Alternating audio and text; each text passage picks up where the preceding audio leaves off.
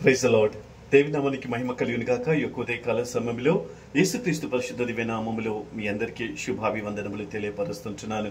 ప్రియా దేవుని బిడ్డ, ఆదికాండము 16వ అధ్యాయంలో మనం చూసినట్లయితే హాగరు గురించి ఒక చిన్న విషయాన్ని మనం తెలుసుకుందాం. అదేంటంటే 16వ అధ్యాయంలో అధ్యాయం అంతా మనం చూసినట్లయితే షారా మరియు హాగర్కు జరిగినటువంటి ఒక కన్వర్జేషన్ లో అబ్రహాము ఇంటిని, షారాను అందరినీ వదిలిపెట్టి ఆమె అరణ్యంకు రావాల్సిన పరిస్థితి వచ్చి ఉంటున్నది. అందరూ వదిలిపెట్టారు. తన భర్త, తన యజమానురాలు, తన ఇండ్లు అందరినీ వదిలిపెట్టి ఒంటరిగా అరణ్యంలో ఉండినప్పుడు దేవుడు ఆమెను చూచి తన యొక్క దూతను పంపించి ఆమెతో మాట్లాడి ఉంటున్నాడు. ప్రియా దేవుని బిడ్డ, అందుకే హాగర్ అంటున్నది, నువ్వు చూచుచున్న దేవుడు అని.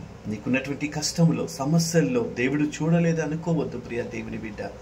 దేవుడు అంటున్నాడు, ఇశ్రాయేలును కాపాడు యెహోవా కొనెకడు నిద్రపోడు. దేవుడు నిన్ను చూస్తున్నాడు, నీ సమస్యను చూస్తున్నాడు. ఆమేన్.